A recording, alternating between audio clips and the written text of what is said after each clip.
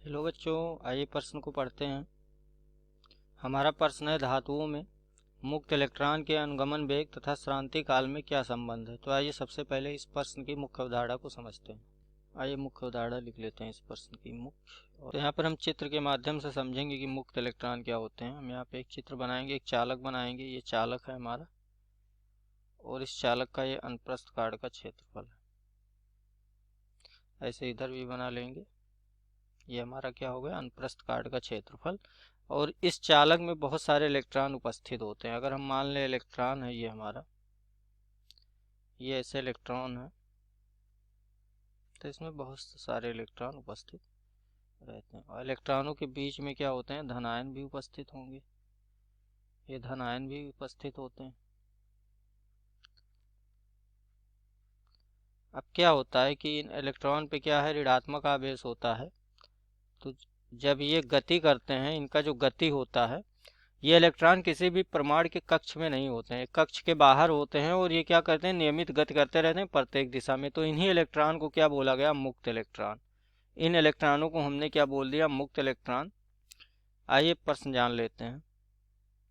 लेकिन जैसे हम क्या करेंगे, इन इलेक्ट्रॉनों को किसी विभव से जोड़ देंगे, इनके सिरों को, चालक के सिरों को, तो इलेक्ट्रॉन में क्या होगा, बल लगेगा। क्यों? क्योंकि इनमें विद्युत क्षेत्र आ जाएगा। जैसे विभव लगाएंगे, उस विद्युत क्षेत्र की वजह से इन पर बल लगना स्टार्ट हो जाएगा। तो आइए एक दूसरा चित्र बनाते हैं, उसके माध्यम से समझते हैं। मान लीजिए ये हमारा क्या है, एक चालक है जिसकी लंबाई दे दी गई है।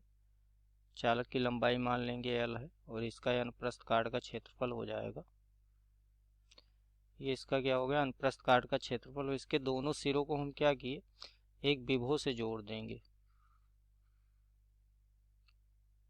तो जैसे ही हमने इस विभव से जोड़ा, तो ये धनात्मक है, ऋणात्मक है, इसमें इलेक्ट्रॉन उपस्थित हैं।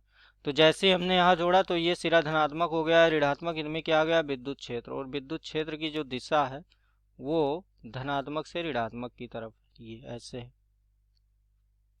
अब क्या होगा, इसमें जो इलेक्ट्रॉन उपस्थित, अभी वो क्या कर रहे थे, सभी दिशाओं में गति कर रहे थे। वो सभी दिशाओं में गति नहीं करेंगे, वो क्या करेंगे, वो विद्युत क्षेत्र के विपरीत दिशा में गति करेंगे। तो यहाँ पे अगर कोई इलेक्ट्रॉन है ये, तो ये इधर की तरफ गति करेगा।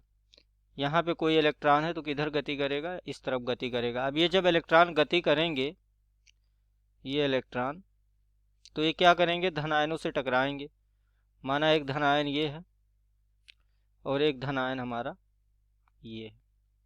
माना ये इलेक्ट्रॉन गति कर रहा है, तो ये इलेक्ट्रॉन गति करने के बाद क्या होगा, जब धन आयनों से टकराएगा, यहाँ पे भी एक धन आयन बना ले रहे हैं, यहाँ पे भी एक धन आयन। तो ये इलेक्ट्रॉन जैसे ही गति किया, तो पहले क्या करेगा, इससे टकराएगा, इस धन आयन से। उसके बाद आके इस धन आयन से टकराएगा। जब इसका दो कर्मानुगत टक्कर हो जाएगा, तो जब दो कर्मानुगत टक्कर हो जाएगा, तो क्या होगा, ये इस पे बल लगेगा, तो तभी ये गति करेगा। तो ये जब दो क्रमांक टक्कर करते हैं, तो इनके बीच की दूरी करते हैं, जिसको कहते हैं माध्यमुक्त पथ। और जितना समय लेते हैं, उसी समय को यहाँ से यहाँ तक टक्कर में जितना इन्होंने समय लिया, उस समय का नाम है, यहाँ पे लिख देंगे टाउ बराबर, ये होता है श्रांति काल। इसको क्या बोलते हैं, श्रांति काल। ये हमारा है श्रांति काल। और जिस गति से ये चलते हैं बीडी, जिस वेग से चलते हैं, उस वेग का नाम है अनुगमन वेग। इस वेग को क्या कहते हैं, अनुगमन वेग कहते हैं। अनुगमन वेग। आइए अब संबंध जान लेते हैं श्रांति काल और अनुगमन वेग में। तो यहाँ जानते हैं, जब इलेक्ट्रॉन, जैसे ही हम विभव लगाएंगे, तो इलेक्ट्रॉन पे क्या लगेगा, विद्युत क्षेत्र। और इस विद्युत क्षेत्र की वजह से इस पे बल लगेगा। तो वो बल बराबर कितना होगा, हम जानते हैं, बल बराबर, जब कोई भी आवेश विद्युत क्षेत्र में होता है, तो उस पर बल लगता है Q गुणे E। इलेक्ट्रॉन पे बल निकालेंगे तो उसका आवेश कितना होता है, उसका होता है आवेश -E। हम जानते हैं, जब इलेक्ट्रॉन गति करेगा, उस पर बल लगेगा, तो उसमें त्वरण होगा।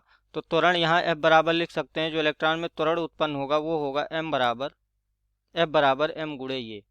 तो ये हो जाएगा हमारा -E। कैपिटल E यहाँ क्या है, विद्युत क्षेत्र की तीव्रता। तो यहाँ से अगर हम A निकालेंगे, तो A हमारा हो जाएगा -E कैपिटल E बटे M। तो ये हो जाएगा उस इलेक्ट्रॉन पे त्वरण। तो इसको मान लेंगे समीकरण 1। अब देखिए, जब ये, हम जानते हैं त्वरण हमारा क्या होता है, त्वरण बराबर होता है डेल्टा B/T।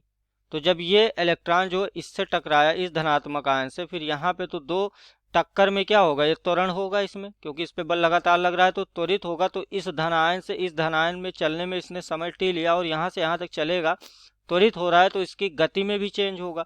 तो गति में कितना चेंज हुआ, वो हो गया बी डी। बी डी क्या है, इसका अनुगमन वेग, और ये टी। तो यहाँ से बी डी बराबर हम लिख सकते हैं ए गुणे टी। समीकरण 1 से ए का मान हम यहाँ रखेंगे तो हमारा बी डी बराबर हो जाएगा, बी डी बराबर हो जाएगा माइनस ई कैपिटल ई बटे एम और गुणे में टी। अब ये टी क्या है, इस टी का नाम हमने बताया क्या है, ये श्रांति काल है। तो इसको हम क्या करेंगे, इस टाउ से हम इसको यहाँ से हटा देंगे। तो यहाँ पर अगर हम हटाएंगे इसको तो ये हो जाएगा बी डी बराबर हमारा माइनस ई कैपिटल ई बटे एम, यहाँ पे टाउ। टाउ क्या, श्रांति काल है। जब दो क्रमागत चक्रों के बीच समय लगता है किसी भी इलेक्ट्रॉन द्वारा, तो उसी समय को क्या कहते हैं, हम श्रांति काल कहते हैं।